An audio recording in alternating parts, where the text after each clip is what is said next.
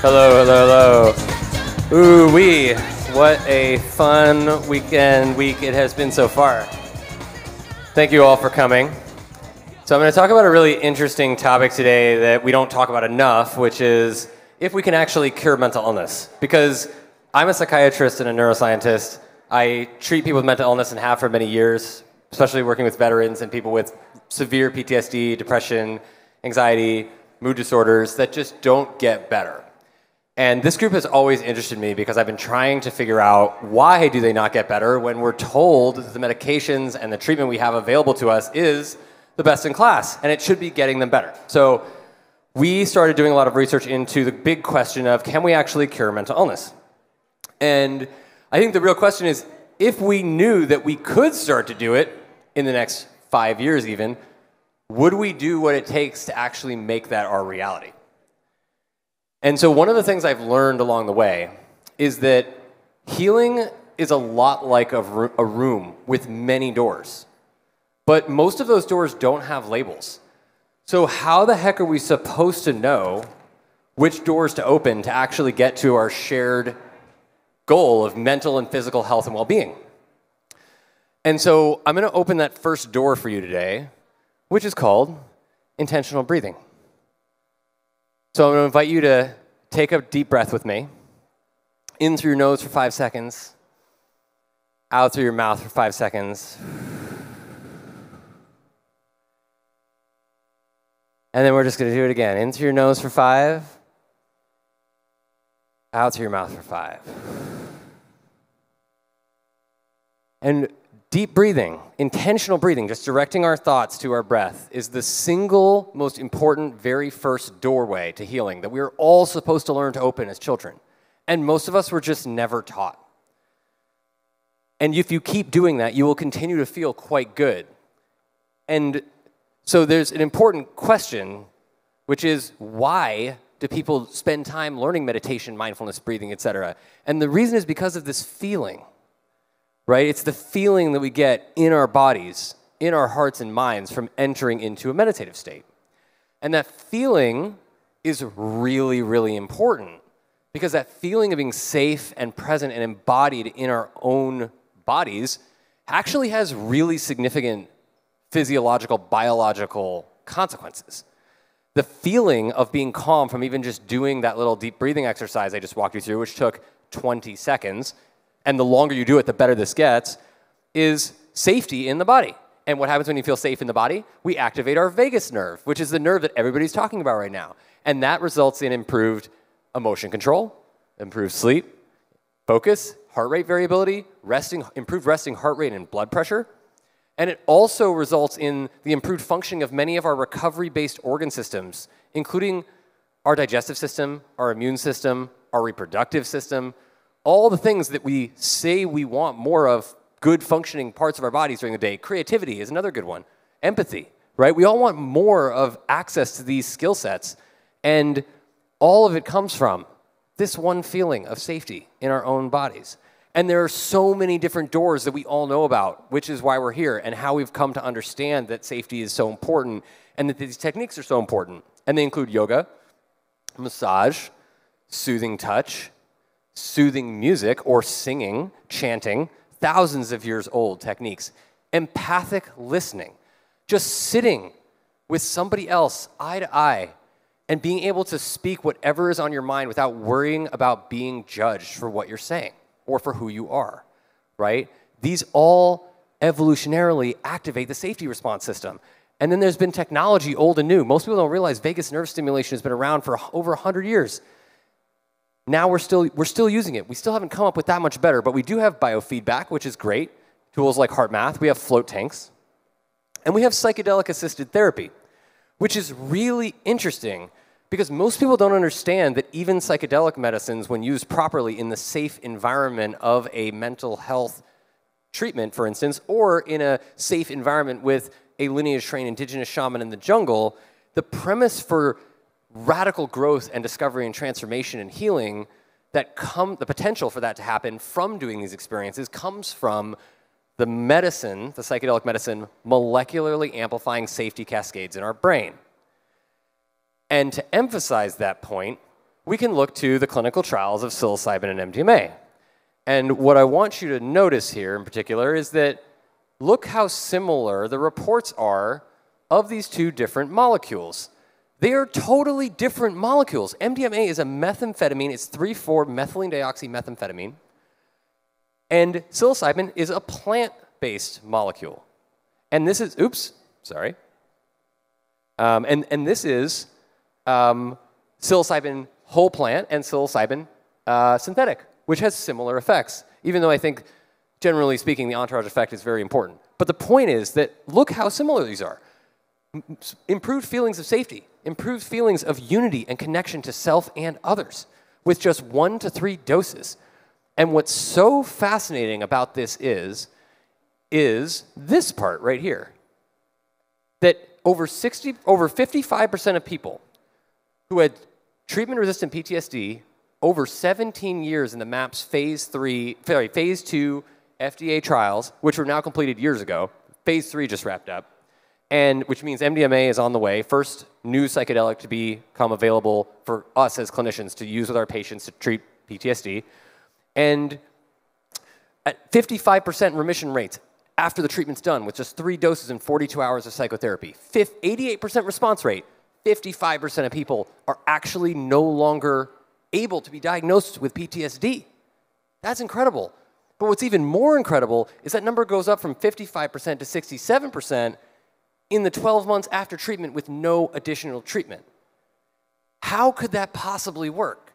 It is literally the most phenomenal discovery we've ever had in the history of psychiatry, that you can do treatment, like 3 doses in 12 weeks, stop treatment, and people who have never been able to respond to anything long-term or short-term actually get better continuously. They get more better because of this. Where is it? There. Safety.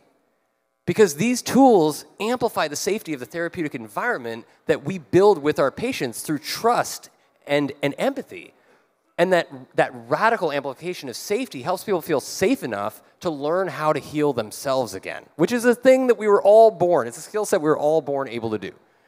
And that's why these work. And so when I was visiting New York City when I first got interested in this field, everybody said, if you want to do psychedelic work in any way, research, medicine, whatever, you got to find this guy, Rick Doblin. Rick Doblin is the executive director of the Multidisciplinary Association for Psychedelic Studies. He's the reason why we can even have this conversation. And he's leading the trials and the funding for MDMA-assisted therapy. And so I met Rick at a party in New York City in 2016, and I got 20 minutes of his time. And I told him, Rick, we have to figure out how psychedelics work. The results you're getting are like groundbreaking. And he's like, I don't care.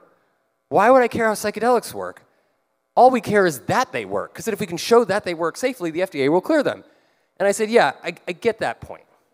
But if we can figure, and that's very important, absolutely, that's #1 priority. But if we can show how they work, then we can figure out how to replicate the benefits of psychedelic medicine like MDMA, like the safety benefits of MDMA, without necessarily giving somebody MDMA, right? What if there are other ways, other doors that we can open that tap into that safety experience for people that doesn't require MDMA? And so this is really critical for us as a society to feel safer. Sleep is the single most important time that we are physically vulnerable. We're supposed to spend a third of our lives sleeping. It is our most important mental and physical recovery time. And we know without a doubt when we don't sleep, we get sick. And stress makes us not sleep, and stress makes us sick. And we know this. And the results of that are like 30% of Americans report being sleep deprived. Over 75% of Americans report that they are so stressed, it makes them physically ill. Think about that.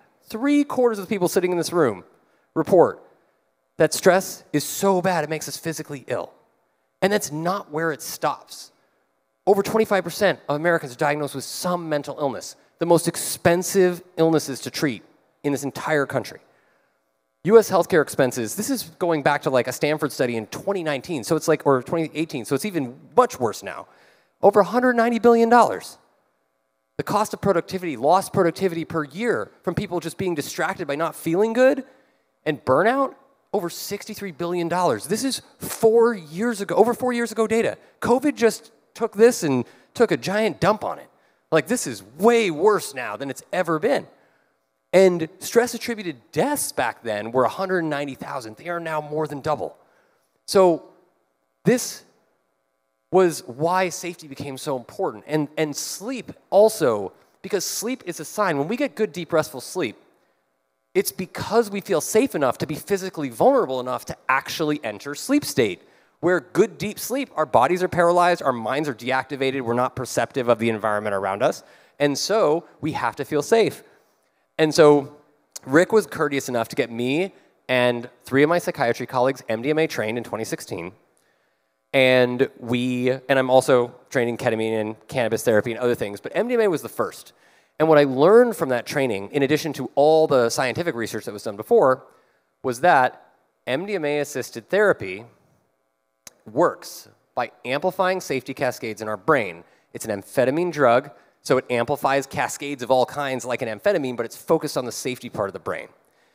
And when you feel safe enough, for instance, to go back and reevaluate the meaning of some of the most painful, traumatizing experiences you've ever had in your life, which we can do in therapy with enough time, but it's really, really hard and takes like sometimes years to get there with people without drug assistance. You throw MDMA in there, we get 3 doses in 12 weeks with 2 therapists. It's 14 grand, but 55% of people, 67% of people 1 year out are no longer diagnosed with PTSD. So this became really important to study.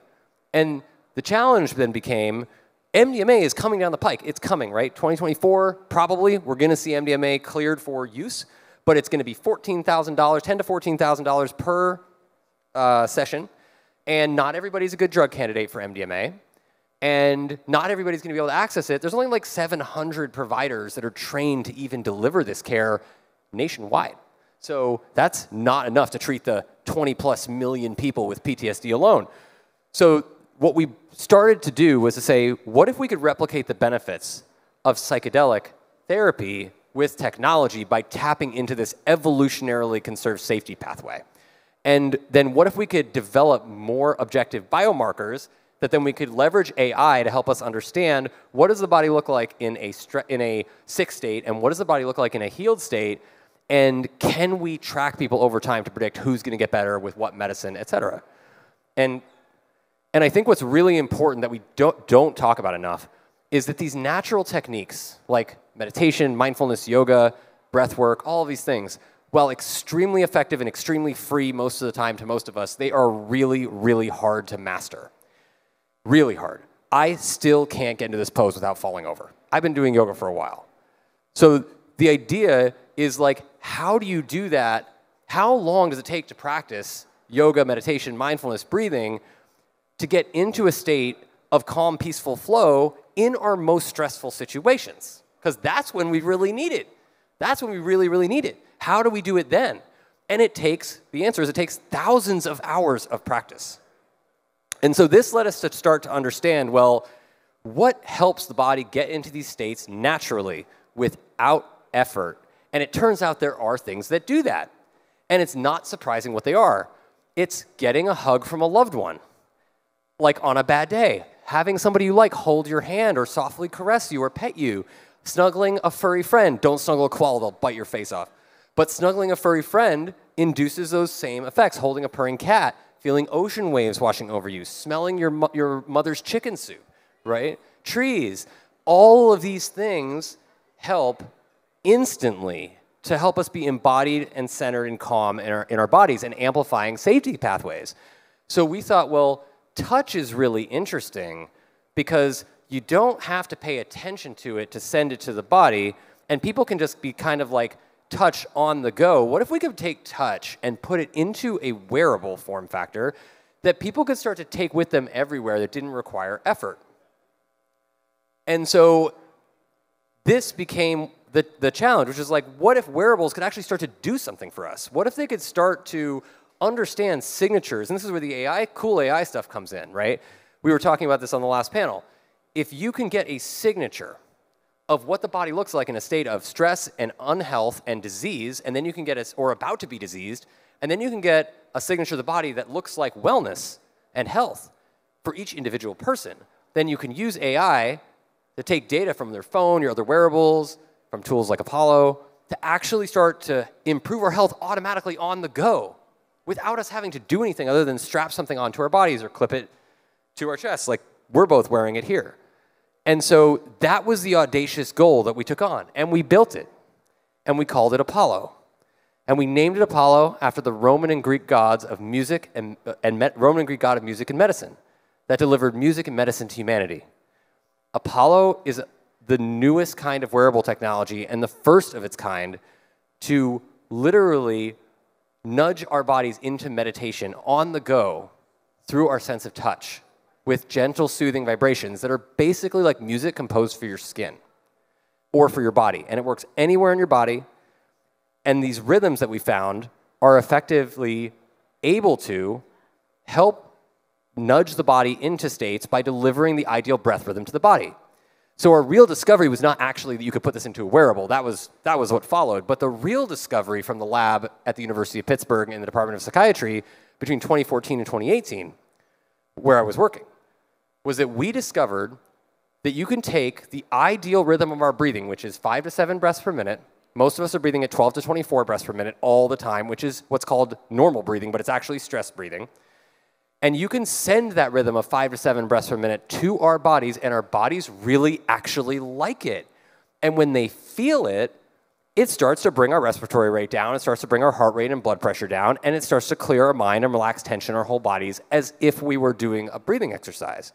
Because the body, if you ever heard your favorite song on a bad day, you kind of forget you're having a bad day when that song comes on, because there's a certain kind of rhythm of music and vibration that helps to calm the body reliably. Same like getting a hug on a bad day. So this is the very first time that we have been able to understand that you can get all the benefits of having your favorite soundtrack playing throughout your day everywhere you go by just sending soothing vibrations to the body through the skin. And you don't need to pay attention to it, which is really interesting. Just sending that rhythm helps our bodies to understand how to breathe on their own, which is very much reinforcing of the hypothesis that we pulled out of this MAPS MDMA work, which is that we know how to heal ourselves, right? Think about how that changes the way we approach mental health. We know how to heal ourselves. Our bodies know what to do. We just need to allow our bodies to do what they know how to do by soothing them enough to feel safe enough to heal.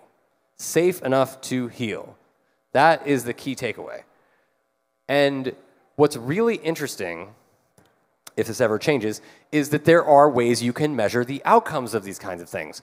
So we just had a paper published this year, or last year, in the University of Pittsburgh Elite Athletics Department showing that Apollo vibrations are the very first technology that has ever increased heart rate variability in a statistically significant way under stress. Because stress reduces heart rate variability. And for those who don't know what HRV is the leading metric of recovery and resilience in our bodies. If you're tracking anything with any wearable trackers, you should be tracking that. And that should be trending up over time. It doesn't really matter where you start. I mean, it's good to know, but it should be tracking up over time. And that's a sign of how recovered we are and how functional we are as human beings, how likely we are to get sick, how well slept we are from the night before, how consistently we will perform under stress. This has been known about for 60 years, and the military and the elite athletics world has done tons of studies showing that this metric is critically important. Breathwork increases it, improves it, meditation improves it, yoga improves it, soothing touch improves it, listening to your favorite song improves it, holding purring cats improves it, and it is the best, most important metric of recovery and health and longevity. How long and how good we feel as we extend our lives can be predicted by our heart rate variability. So that's really important.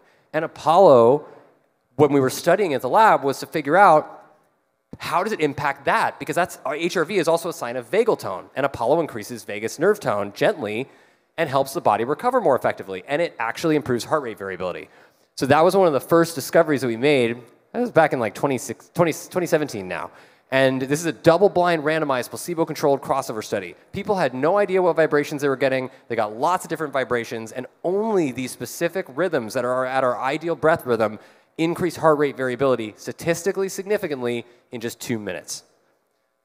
Now I'll present to you something that I haven't shared at all yet, which is the results from, full circle, people using Apollo to augment their psychedelic experiences. Because we released this, we now have well over 100,000 people using this worldwide. And we did over 3,000 people worth of like random market sampling and testing and all of this stuff before we ever released the product. And so people started just sending us their data and being like, oh, I'm using this during my ayahuasca ceremony, or I'm using this during an LSD trip this weekend, or ketamine therapy, or what have you. And we just started to ask people to send us what happened. And what was so interesting was, knowing that we need to feel safe to go into psychedelic experiences, most people reported feeling more able to drop in, it was easier for them to get to the psychedelic state, especially in situations of ketamine where anxiety makes it really hard to drop into a ketamine state. And we've had hundreds of patients around the country being treated with Apollo plus ketamine to improve their experiences in clinics.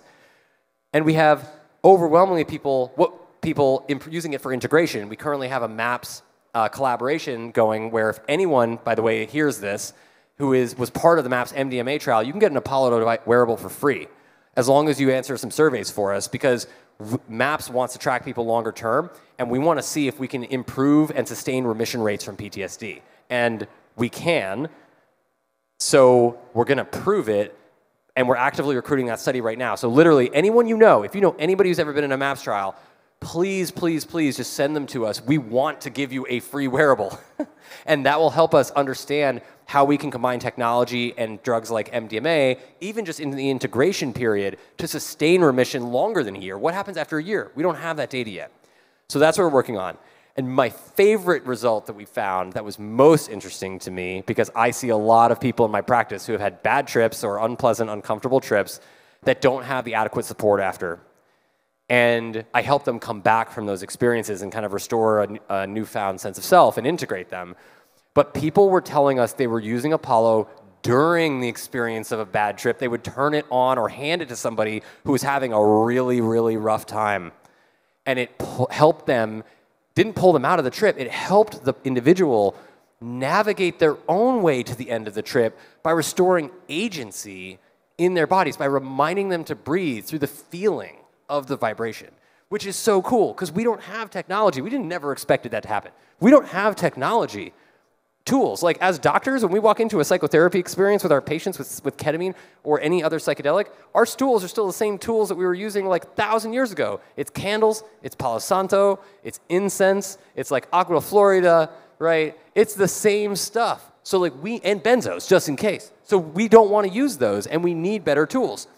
This is the results from a double-blind randomized trial that was a pilot, open label, just for people with PTSD. So you can see, this is a small sample, but every single person in the study at least moderately improved in sleep, emotion regulation, focus, and return from shutdown state. And we have 14 clinical trials going on right now with several that will be published in the next year. So keep a lookout, and you'll see some of this data coming out. And if you want to find this, you can find it on our website later. But this is a real-world survey study of 241 people who were experiencing Apollo in the real world. This is how people are responding who have reported diagnosed PTSD. This is very similar to what we see with MDMA without a drug. And so seeing all this data, we decided to do a big study, and we were going to start a whole bunch of studies, and then COVID hit. And when COVID hit, almost every single research laboratory in the entire country shut their doors indefinitely. And we were like, oh crap, we have a whole lot of studies that we're running and we're on a run, and now, like, what are we gonna do? So we said, what if we just reach out to our Oura Ring users, and said, how many of you have Oura Rings? Because Oura Ring had an open research API. And so we collected, so we got 1,300 people just out of their own generosity over 3 years to donate 3 years worth of data from Apple Health and Apple Watch and Oura Rings to us from using Apollo. And we saw what was so fascinating. This is a study that's coming out very short, it's coming out in the next 2 quarters, that in 1,300 people, these are the kinds of findings you're seeing. Up to 30 minutes more sleep a night, concentrated and deep in REM sleep, up to 11% more HRV, 4% decrease in resting heart rate.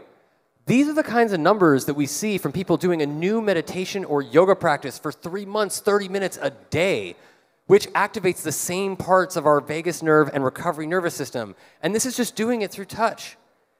It's comparable to meditation and exercise for 30 minutes a day.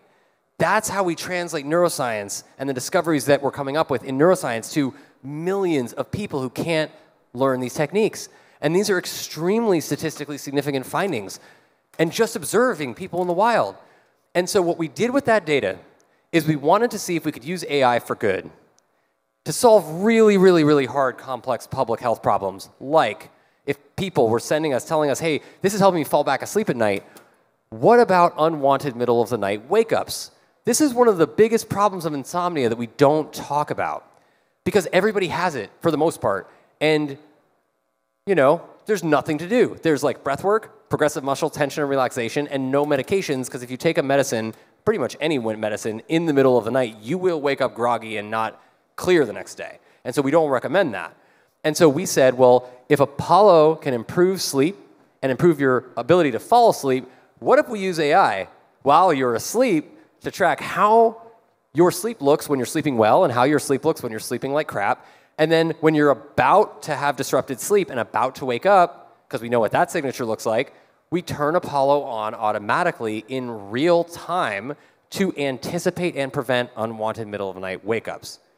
And what we're seeing from that, studying that in over 3,000 people over the last 8 months, is that within 3 months, people are getting over 60 minutes more sleep a night. Not everyone. The people who wake up more get more back. But the point is, people are getting over an hour more sleep a night thanks to AI and wearable technologies working together from the knowledge we've accumulated from the psychedelic space.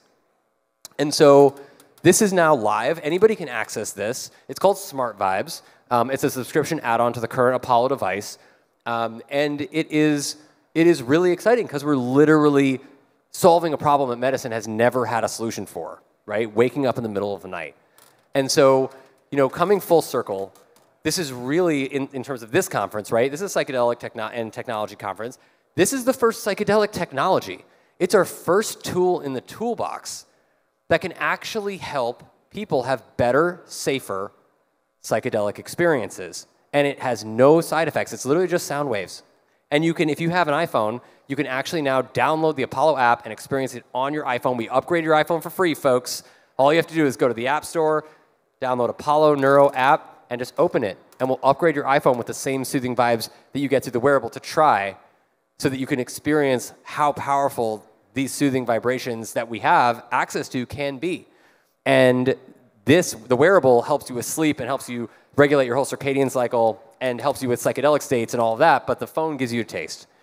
And we're actually running clinical trials now supported by the Board of Medicine and MAPS to evaluate, as I mentioned earlier, if Apollo is helping in clinical trials improve outcomes in MDMA-assisted therapy and ketamine therapy. And the early data from the ketamine study shows that it absolutely, without a doubt, does. And I'm just going to leave you with actually, you know what? We don't have time to talk about this at all. But I'll leave you with a study that Apollo is also being studied at the Denver VA for folks with treatment-resistant PTSD to actually compare and see if Apollo vibrations that activate the safety pathway are inducing similar changes to our biology as MDMA therapy is, which is really exciting. And that study is probably going to come out in a year or two. And I think one thing I want to leave you with that I think is really the most important takeaway, because it's what Apollo and breathwork and these techniques remind us of, which is that we are worthy of love. Mm-hmm. Just by being here, just by being alive, we are all worthy of love. And this is one of the single most important doors that we can open to take with us literally everywhere we go, just by remembering it and constantly reminding ourselves. So with that, thank you so much for coming. Sign me up. Anyone else?